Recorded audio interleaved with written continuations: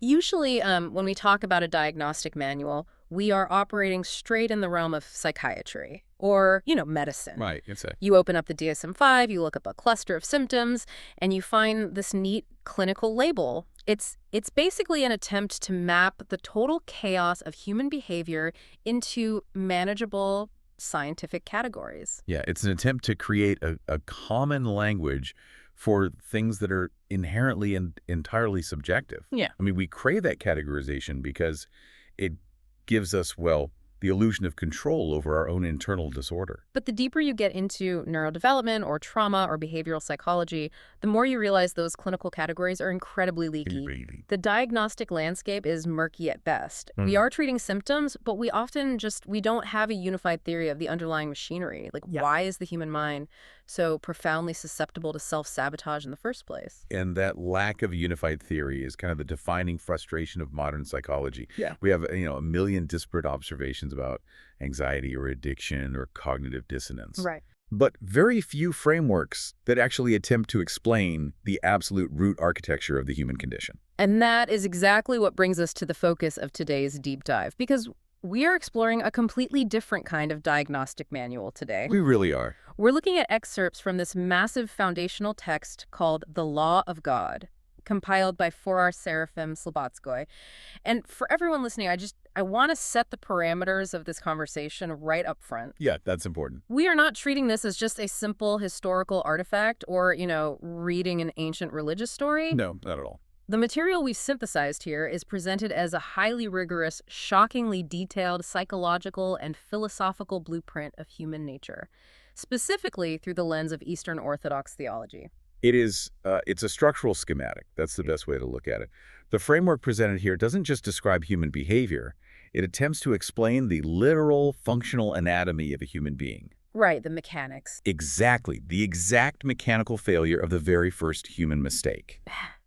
And the deeply logical reasons why that failure could not just be solved with a simple cosmic reset button.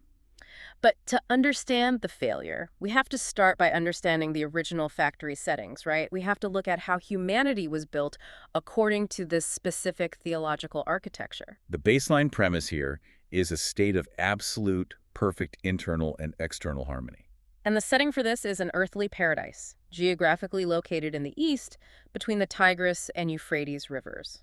But what is crucial to understand about this state of perfect harmony is that it wasn't just a lack of conflict. Like sitting around doing nothing. Right, exactly. Yeah. In modern terms, we often define peace as just the absence of war or the absence of anxiety. But the harmony described in the text is an active, peak operational efficiency. The climate is perfectly calibrated. Yes, disease does not exist. The biological ecosystem is entirely symbiotic. I mean, there are no predators and no prey. The animal kingdom operates in total submission to humanity. But the ultimate feature of this paradise, the absolute peak of the human experience in this framework, it actually had nothing to do with the environment itself. No, it didn't. The highest blessedness is described as direct, unfiltered conversation with God. It's a relationship modeled explicitly on a parent and a child. There is zero intermediary. And that direct connection is literally the linchpin for everything that follows in this deep dive. To really grasp the sheer magnitude of the tragedy of the fall, we have to kind of open up the hood. We have to look at the machinery of the humans who are experiencing this connection. And the Eastern Orthodox framework divides human existence into a tripartite structure. It's a three-part harmony: body, soul, and spirit. Okay, so let's unpack this. Let's start at the base layer, the body. The framework states that the physical form is constructed from the dust of the earth. Right. It is pure matter. Pure matter, which means it is inextricably bound to the material world.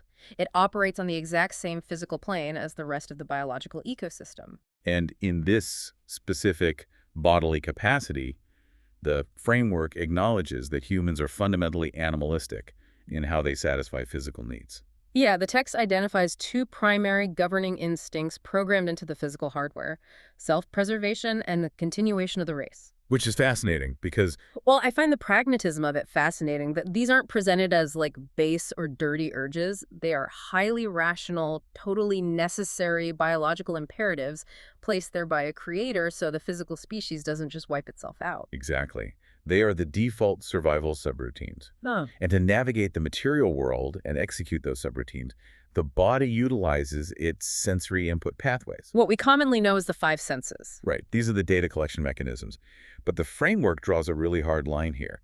This physical apparatus, regardless of how elegantly designed it is, it remains a completely inert machine without a power source. It requires an animating force. It does, which moves us up to the second layer, the soul. And this is where the blueprint gets incredibly granular. The soul is defined here as the vital life strength. It is the animating principle that governs the biological machine. But the framework acknowledges that animals possess a soul as well, which trips people up sometimes.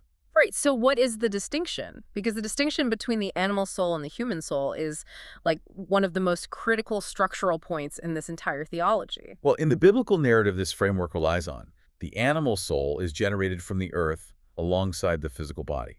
So the water produces the fish, the earth produces the cattle. The animating force of an animal is entirely terrestrial.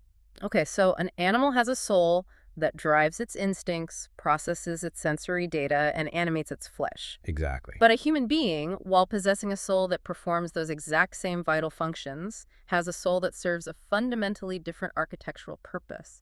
In humans, the soul is a bridge. It's a bridge. It acts as the conduit between the material reality of the body and the transcendent reality of the third layer, the spirit. And because it serves as this connective tissue, the human soul operates on a much higher, vastly more complex frequency than the animal soul. It does. And the text breaks down the functional output of this human soul into three primary movements. Yeah. And it actually maps them to our physical anatomy in a way that, well, it mirrors modern cognitive behavioral therapy. It really does. The three movements are thoughts, feelings, and desires. Right. Thoughts, the intellectual processing, are mapped to the brain. Feelings, which are kind of the internal barometer of what is pleasing or displeasing, those are centered in the heart. And desires are controlled by the will. And the articulation of the will in this framework is particularly striking. It notes that, unlike thoughts and feelings, the will does not possess a singular, dedicated physical organ. Right, there's no will organ in the chest cavity. Exactly. Instead, the will co-opts the muscular and nervous systems to execute its directives. So if we look at this as a psychosomatic feedback loop, it operates kind of like this. The physical body collects a sensory impression from the environment, like you see something. That data is sent up into the soul, where the brain intellectualizes it, and the heart assigns an emotional value to it, like this is dangerous or this is good. And then that combined intellectual and emotional data is handed over to the will, which sends a command back down into the physical body's muscles to take action, run away, or reach out and grab it. It's an incredibly tight, self-contained operational loop. The body gathers data, the soul processes and values the data, and the will forces the body to react. And you could theoretically run a highly advanced biological organism on that loop alone, like it's a complete system. You could, but this framework insists that the body and the soul do not constitute a complete human being.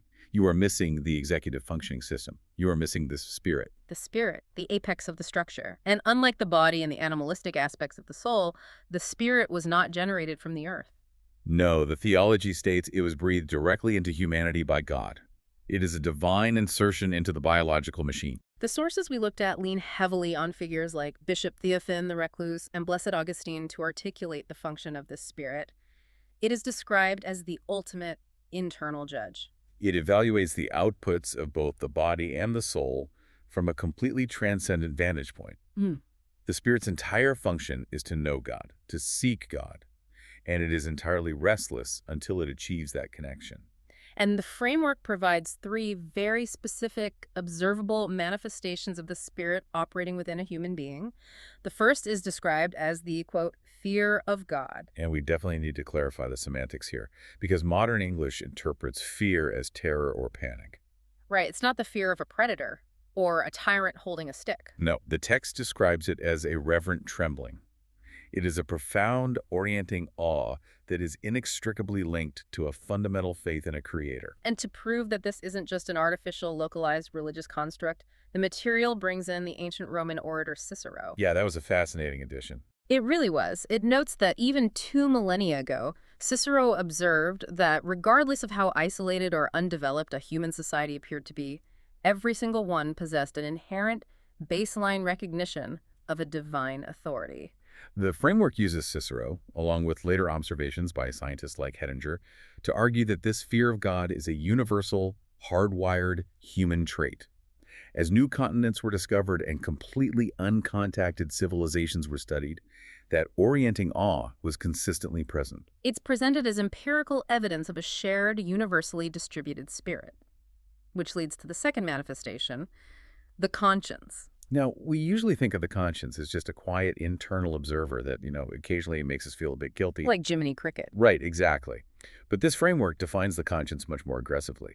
It is the internal guardian of the law. It doesn't just inform you of what is right or wrong, it actively compels you to execute the right action. It's described as an autonomous judicial system within the human architecture. When the soul and body align with the spirit, the conscience rewards the system with profound internal consolation. But when the system deviates, the conscience actively punishes the system with internal dissonance and pangs of guilt. It is fundamentally described as the voice of God operating within the human soul. Which brings us to the third manifestation. And honestly, this is where the framework intersects brilliantly with modern existential psychology. Oh, absolutely. Bishop Theophan calls it the thirst for God. It is the concept that the human spirit is structurally designed to require the infinite. Therefore, it is literally a mathematical impossibility for the spirit to ever be satisfied by anything finite, or created, or earthly. And if you apply that theological concept to human behavior, it perfectly diagnoses the chronic baseline dissatisfaction of the human condition. Right, you can optimize your physical health, you can accumulate massive wealth, you can achieve every single societal marker of success, and yet there is always this lingering, pervasive sense of emptiness. A feeling that something is missing. Modern psychology might call that the hedonic treadmill, the idea that we constantly adapt to new pleasures and just return to a baseline of wanting more. But this Eastern Orthodox framework argues that this dissatisfaction is not a psychological flaw. It is not a glitch in the software. It is a primary design feature. That unquenchable thirst is the spirit overriding the satisfaction of the body and the soul, aggressively demanding connection with its source of origin. Let's attempt to synthesize this architecture into a modern technological analogy, because the interaction between these three layers is complex. Yeah, I've actually been thinking about this. Let me try to build a model here. In modern computing terms, the body is the physical hardware. It's the casing, the motherboard, the camera lenses, the microphones, the battery pack. It is purely physical, and it operates on basic power preservation protocols. Makes sense. The soul is the operating system. It is the software layer that interprets the data coming in from the cameras and microphones. It runs local applications, thoughts, emotions, logical processing. It calculates risks and sends commands back to the hardware to move. And that maps perfectly to the psychosomatic loop we just discussed. Exactly. But the spirit is like a deeply embedded Wi-Fi receiver. It's a specific networking protocol that is hard-coded to search for one specific external signal from a centralized cloud server. I like that. The operating system can totally function without the cloud. It can run local games, it can process spreadsheets, it can keep the battery charged, but the entire architecture of the machine was designed specifically to interface with that cloud server. And without that constant network connection, the local applications eventually feel pointless. Exactly. The system becomes restless. It's constantly searching for a signal, running down its battery in a state of chronic dissatisfaction because it is operating outside of its primary intended function. That is an exceptionally precise way to visualize the theology. The absolute peak of human existence, that harmonious whole described in Paradise, is when that network connection is established and prioritized. The spirit receives the signal from God. The spirit dictates the parameters to the soul's operating system. And the soul governs the body's hardware accordingly. The hierarchy is strictly top-down. Spirit, soul, body. So we have this beautifully calibrated, perfectly balanced system operating in Paradise, which immediately presents a massive logical problem. Yeah, it really does, because if you are the lead engineer and you have built this perfectly balanced, harmonious system, why on earth would you introduce a variable that has the potential to crash the entire architecture? You're referring to the introduction of the specific parameters in the garden. Yes, exactly.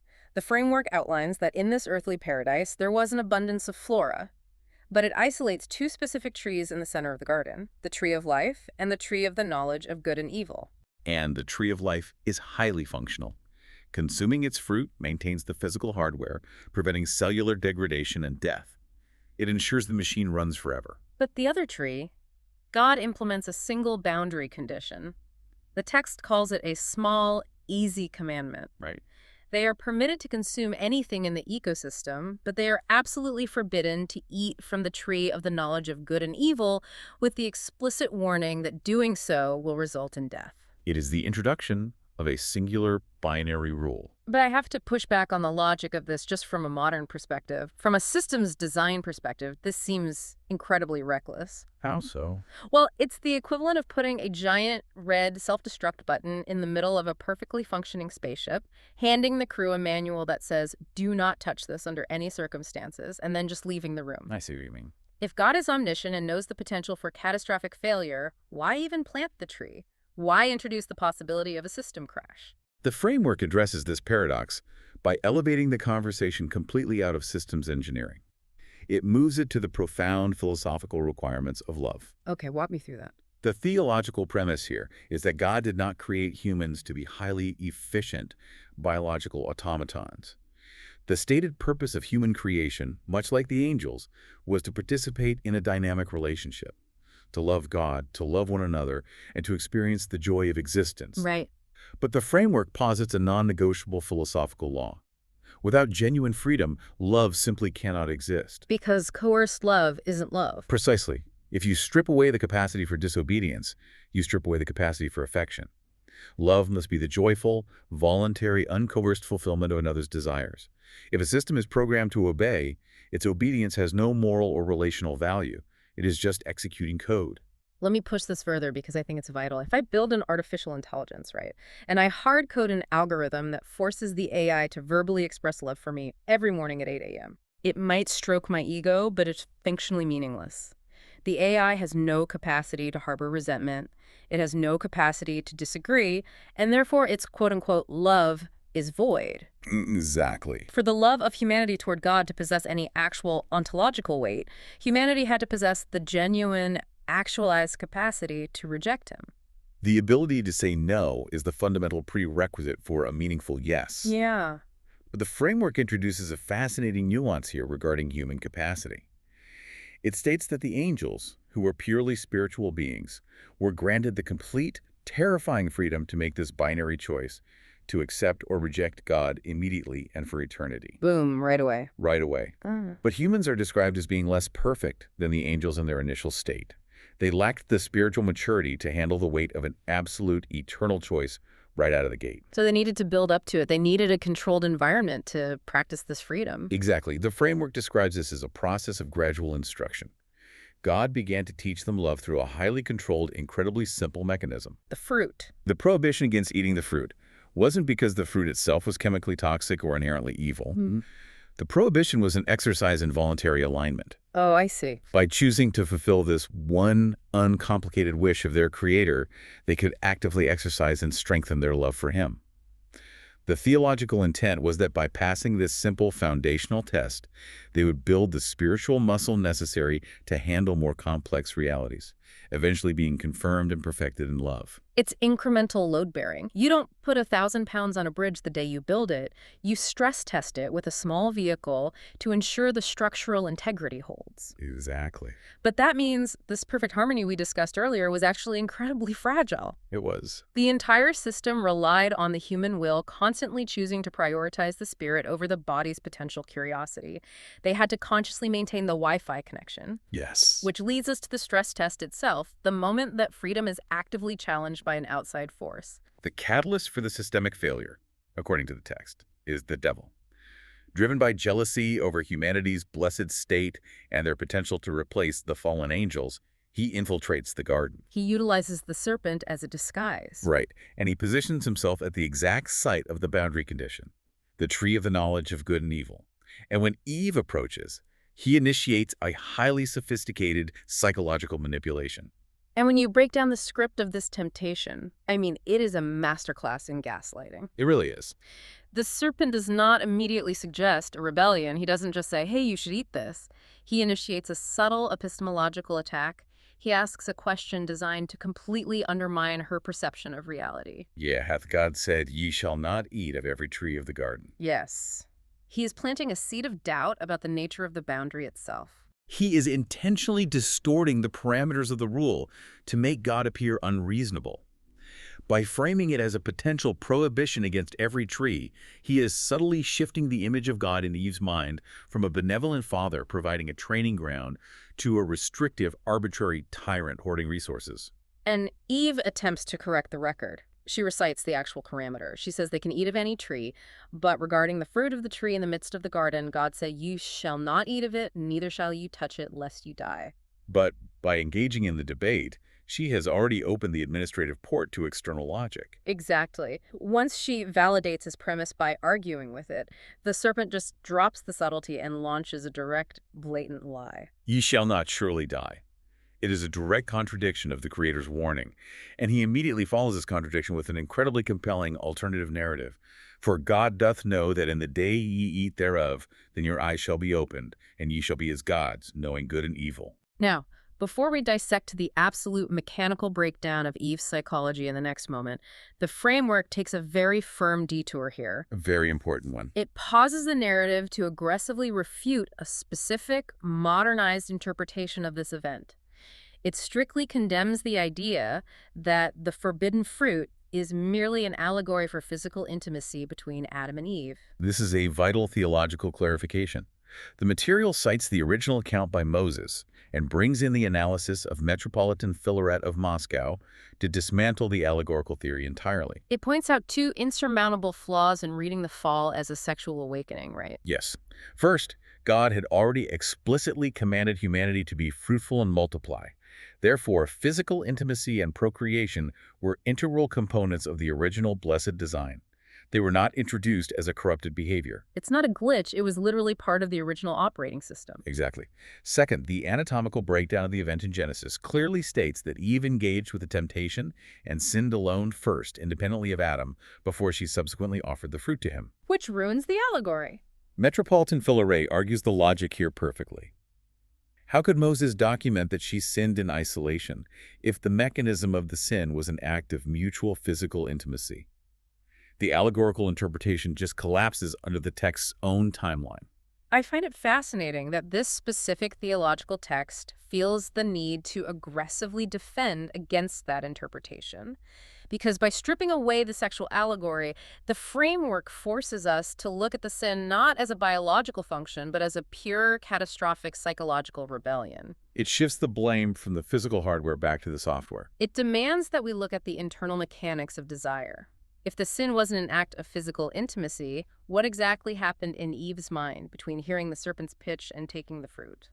And to explain this, the framework utilizes a structural breakdown from the first epistle of John. It identifies three distinct progressive mutations in Eve's desires. It labels them the lust of the flesh, the lust of the eyes, and the pride of life.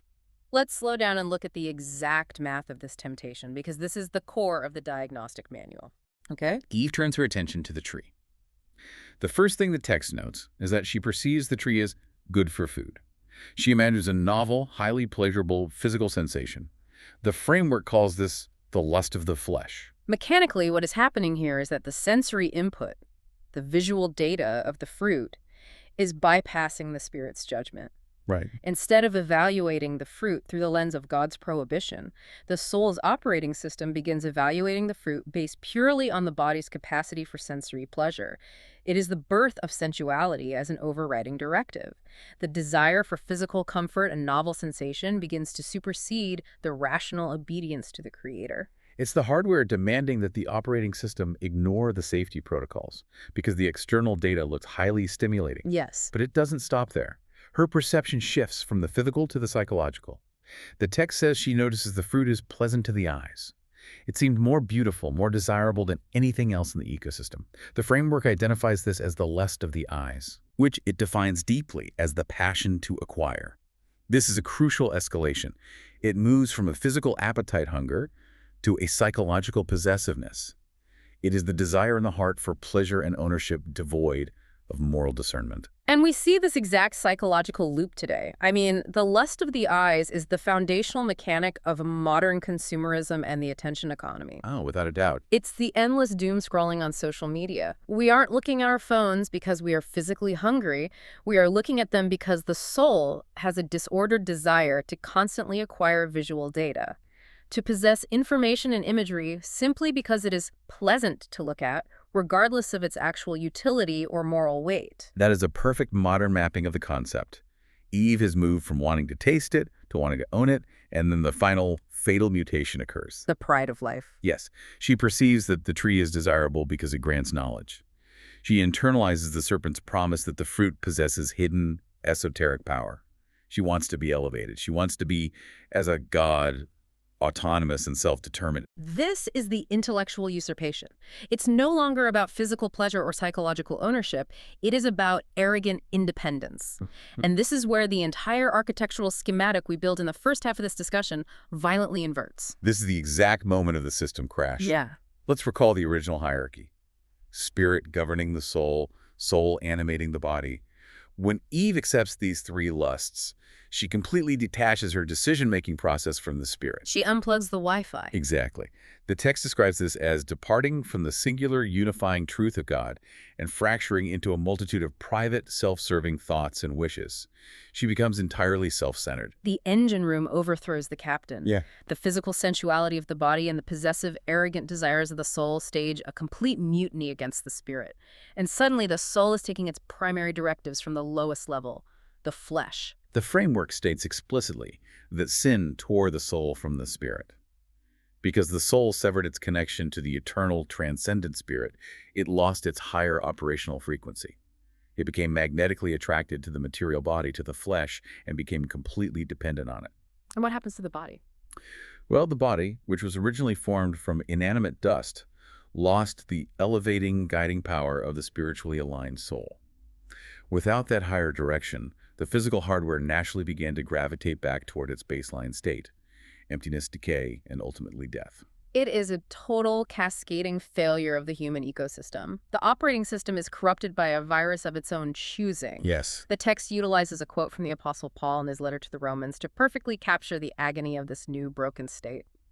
For the good that I would do, I do not, but the evil which I would not, that I do. That sums it up perfectly. The soul still retains the memory of its original programming. It knows what it should do. But the corrupted hierarchy means the hardware and the base desires are now running the show, dragging the entire machine towards self-destruction. And the devastating reality of this internal crash is that it immediately manifests externally. The moment the internal hierarchy inverts, their perception of reality shatters. Which moves us into the immediate aftermath. The moment they consume the fruit, the serpent's promise proves to be a catastrophic lie. They do not experience an elevation to godhood. The framework states that the exact opposite occurred. Their minds were instantly darkened, their internal equilibrium was destroyed, and their conscience, that internal judicial system we discussed, activated. But not to guide them, to condemn them. They begin to experience immense psychological torment. For the first time in human existence, they process two entirely new emotional states: shame and fear. The text notes that they suddenly realize they are naked. In their original state of spiritual alignment, their physical bodies were viewed purely as functional instruments of a higher purpose. But with the soul now enslaved to the flesh, they view their own bodies through the degraded lens of sensuality and vulnerability. And their reaction to the shame is, well, it's profoundly pathetic.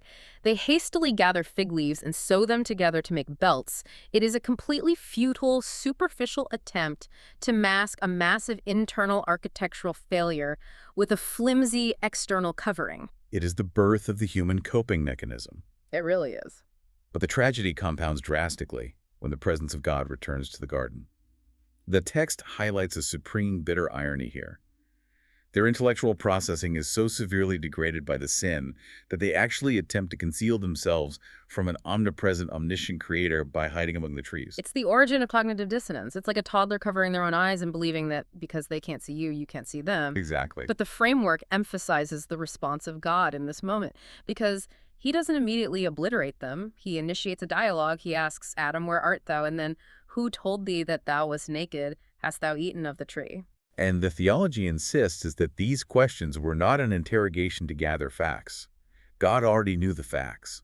The questions were a mechanism of compassion. Trying to lead them to repentance. Yes, in this framework, repentance is defined as a very specific sequence. Realizing the error, openly admitting the internal mutiny before the Creator, and asking for the restoration of the relationship. God was giving them the opportunity to own the failure. But instead of owning the failure, humanity invents another modern psychological defense mechanism, projection. The blame game. The blame game begins, and the way they execute this is staggering. Adam doesn't just throw his wife under the bus. He says, "The woman whom thou gavest to be with me, she gave me of the tree, and I did eat." It is a breathtaking abdication of responsibility. It's a systemic corporate liability shift. Adam, the manager of the system, gets caught violating the core safety protocol. Instead of resigning, he points to his subordinate, Eve, but then immediately shifts the ultimate liability to the founder of the company. Right, you made her. Exactly. Yeah. You issued me this defective teammate, God. So functionally, this systemic failure is actually your fault. And when the Creator turns to Eve and asks, "What is this that thou hast done?" she mirrors the exact same deflection strategy. She refuses to repent. She points to a third-party vendor. "The serpent beguiled me, and I did eat."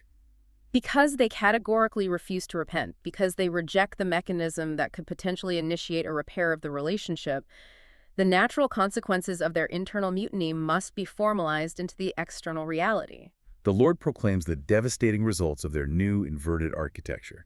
For Eve, the framework states, He multiplies her sorrow in conception and childbirth, and establishes a hierarchy where she will be subject to her husband. And for Adam, the curse falls upon the external environment. The symbiotic ecosystem is shattered, the ground itself is cursed. Sustaining the biological machine will now require grueling labor, sweat, and conflict with the hostile environment, thorns and thistles. And finally, the ultimate consequence for the physical hardware is pronounced.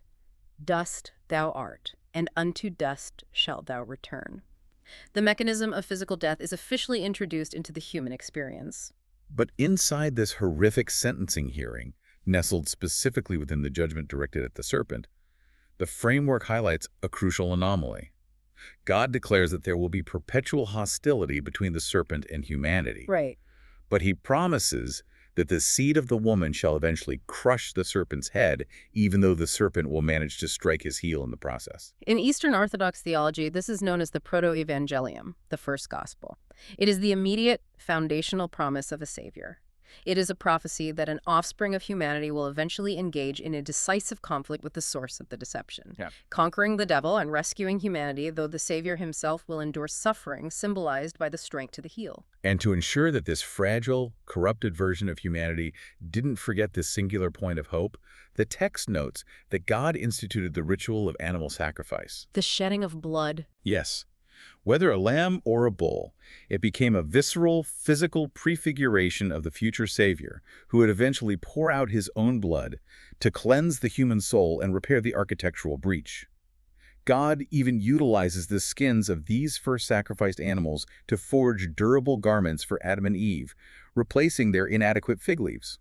But despite the protective garments and the promise of a future resolution, the immediate reality was that the system was fundamentally compromised. Their internal hierarchy was inverted, they had lost the capacity for direct communion, and the framework states it was no longer logically possible for them to remain in the perfect environment of paradise. They are formally expelled, and a cherubim is stationed at the entrance with a flaming sword, permanently barring access to the tree of life. They are exiled into a reality darkened by sin, where the ecosystem is antagonistic, where disease thrives, and where the biological machine eventually fails. And crucially, this corrupted architectural state, this mutated operating system, is now the new factory default, passed down through natural reproduction to every subsequent generation. Which brings us to an absolute, glaring philosophical paradox. Yeah, this is the crux of the entire theological framework. Let's look at the variables here.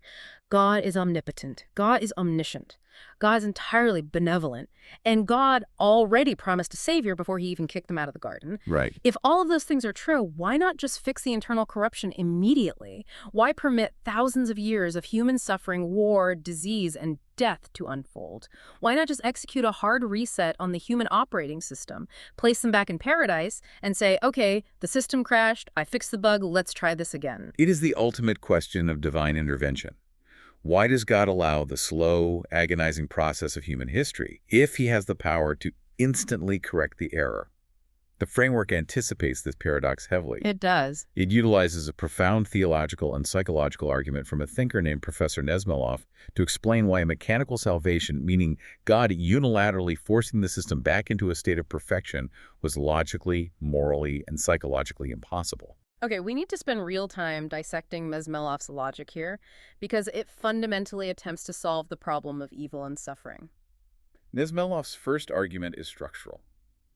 If God simply forced humanity back into the perfect harmony of paradise, overriding their newly corrupted desires, he would be explicitly violating their free will. Right. As we established when discussing the tree of knowledge, free will is the non-negotiable prerequisite for love. To arbitrarily stifle their freedom, even to save them, would be to permanently destroy the capacity for genuine love within them. It would reduce them to the automatons we discussed earlier. Okay, I understand the philosophical argument about free will, but Nesmelov goes deeper into the actual psychological reality of the humans involved. Adam and Eve were no longer just mortal beings. They had committed a deliberate act of treason. They were, in the framework's terms, criminal. Exactly. Consider the psychological torture of unearned paradise. If God forced a criminal, whose internal desires are now oriented towards selfishness, pride, and sensuality, back into an environment defined by pure holiness and direct communion with a perfect creator, paradise would instantly cease to be paradise. It would be unbearable. The crushing awareness of their own guilt, their internal dissonance with the environment, would turn the perfect garden into a landscape of unbearable psychological torment. They would spend eternity attempting to hide among the trees from their own shame. So forcing them back with their memories intact is just creating a psychological hell. Yes. But what if God utilized his omnipotence to perform a memory wipe, like Men in Black style, a localized neural flash? They wake up in paradise, the internal corruption is fixed, and they have zero recollection of the serpent, the fruit, or the mutiny. Nesmelov dismantles that solution as well. Right. If God merely wiped their memory, it wouldn't change the underlying reality of what occurred. It would just be a cosmic cover-up. A fake reality. By artificially manipulating their consciousness, God would essentially be locking them into a state of ignorance. You cannot forge genuine moral recovery through amnesia. Okay. If they don't consciously understand why the system failed, they haven't learned love, they've just been reprogrammed. The moral inability to genuinely exist in paradise would remain. It would just be hidden behind a forced ignorance. The text pushes this logic into a wildly extreme thought experiment to prove that a mechanical, forced salvation breaks down at every single level. It asks, what if God allowed Adam and Eve, who chose rebellion, to remain in exile and suffer the consequences, but he extracted their innocent children, created them sinless, and placed them in paradise? It is a brutal but necessary hypothetical. Nesmelov argues that for this scenario to function, three distinct conditions must be met. First, God must consent to the permanent damnation of the first human beings. Okay. Second, Adam and Eve must willingly surrender all hope of personal salvation and agree to hand their offspring over to the Creator. Both of those are grim, but theoretically possible. But it's the third condition where the entire concept implodes. The third condition is that the children, existing in a state of supposed perfection in paradise, must willingly agree to experience eternal bliss while possessing the knowledge that their parents are enduring eternal torment and exile. And Nesmelov argues that this is a logical impossibility. Because if those children possess the capacity for genuine love and empathy, which are the defining characteristics of a perfect human state, they could never accept those terms. Exactly. If they agreed to enjoy paradise while their parents suffered, that very act of acceptance would prove they were devoid of compassion, rendering them morally corrupt and instantly unworthy of paradise anyway. It is an inescapable moral trap. The conclusion drawn from this rigorous logical progression is that salvation, the restoration of the human architecture, could never be achieved through force, mechanical resets, or divine fiat. It had to be a collaborative process. It had to be voluntary. Yes. The framework argues that the eventual incarnation of the Son of God was necessary because humanity needed to witness the ultimate demonstration of divine compassion and love so that they would voluntarily choose to initiate the repair process. They had to freely desire to realign their soul back to the Spirit. And this requirement for voluntary participation brings us to a vital structural distinction within the theology. It is the difference between possessing the image of God and building the likeness of God. This distinction is the key to understanding how a broken human operates in the post-fall reality. The teachings emphasize that the image of God refers strictly to the foundational powers of the soul, The intellect, the will, the capacity for emotion. It is the inherent toolbox granted to every human being. Regardless of how degraded or corrupted a person becomes, the soul remains immortal and they retain this image. You cannot lose the toolbox. Right. Even the most evil person in history possesses an intellect and a will. But the likeness of God is an entirely different concept. What is it then? The likeness is the direction in which you point those tools. It is the active, voluntary effort of a person to utilize their intellect and will to pursue truth, to exercise compassion, and to strive to reflect the character of the Creator. The image is the raw material. The likeness is the architecture you choose to build with it. Exactly. And the framework issues a severe warning here. If an individual utilizes their divine toolbox, their brilliant intellect and powerful will, solely to serve their own ego, to maximize their bodily comfort, and to ignore the promptings of the Spirit, they actively destroy the likeness of God within themselves. They take the divine image and use it to construct a reality that the text equates to the existence of a beast, or worse, an evil spirit. To crystallize this profound psychological choice, our source material included a very striking piece of visual evidence. Yes, there is an illustration that perfectly maps this concept of image versus likeness and visually depicts the ongoing psychological reality of the fall. Let's break down the symbology of this image because it serves as a perfect summary of the entire framework. On the left side of this illustration, dominating the foreground, is a terrifying skeletal demon figure. It possesses horns, and it is holding a fan in one hand and some sort of whip or cloth in the other. It is escorting a woman who is adorned in a highly ornate, luxurious dress. She doesn't look terrified. She looks entirely complacent, almost hypnotized. And surging right behind her, pressing closely into her path, is a massive, dense crowd of people. Their expressions range from vacant to anxious, and they are all moving freely, not being dragged, but almost hurting themselves through a colossal, dark archway. The text inscribed above this archway translates to the wide gate or the broad way. It is a dark, easy procession. But in stark contrast, on the right side of the visual, elevated on a rugged, steep hill, a totally different dynamic is playing out. There is an older, bearded figure resembling a monk or a spiritual guide, and he is forcefully pointing a younger man toward a different objective. The younger man is actively climbing this incredibly steep, treacherous path that leads to a tiny, restrictive doorway cut directly into the rock face. The text there translates to the narrow gate. When you apply the theological and psychological framework we've discussed to this visual, the implications are staggering. Every single entity depicted in this artwork, the mesmerized woman in the dress, the anxious individuals in the massive crowd, the guide and the climber on the steep hill, every single one of them possesses the image of God. They all have a soul, an intellect, and a will. But they are applying that toolbox in two diametrically opposed directions. The massive crowd flowing through the wide gate is a visual representation of the corrupted operating system. They are actively living out the exact psychological inversion that Eve initiated in the garden. The woman in the luxurious dress is the avatar for the lust of the eyes and the pride of life. And the crowd behind her is being entirely dictated by their bodily desires and their sensuality. They are walking straight into the darkness because the soul is blindly following the flesh. And the demon leading them doesn't even have to use the whip. He is merely fanning them, accommodating and encouraging their own internal mutiny. It requires zero effort to walk downhill. Conversely, the two figures on the right are engaged in the grueling, voluntary work of restoring the likeness of God. Choosing that narrow, rocky path is an immense exercise of the will. It physically demands the suppression of the lust of the flesh, because ascending a steep, rocky incline is inherently uncomfortable. It demands the rejection of the pride of life, because they are abandoning the glorious popular procession of the crowd. Exactly. They are actively fighting to reestablish the original hierarchy, forcing the body into submission, elevating the soul, and desperately seeking to reconnect with the spirit. They are voluntarily choosing the painful, necessary mechanics of salvation.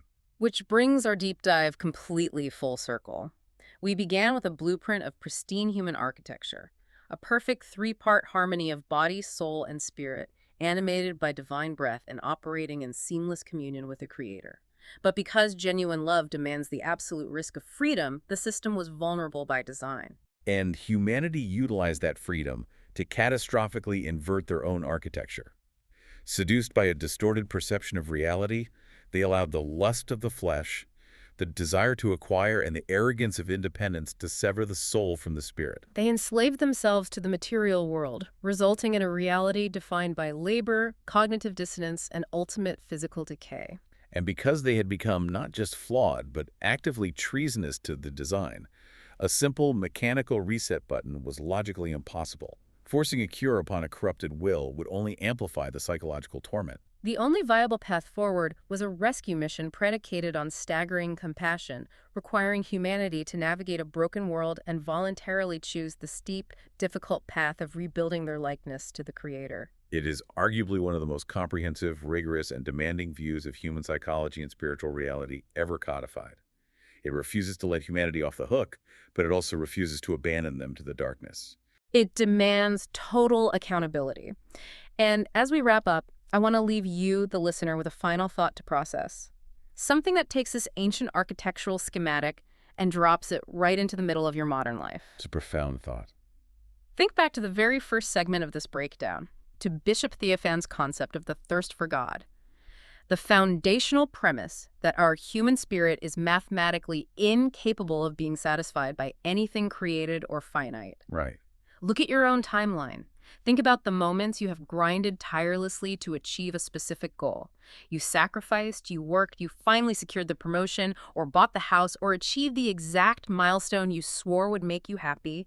You finally hold the prize, you get the initial hit of dopamine, and then within a few days or weeks, the shine wears off.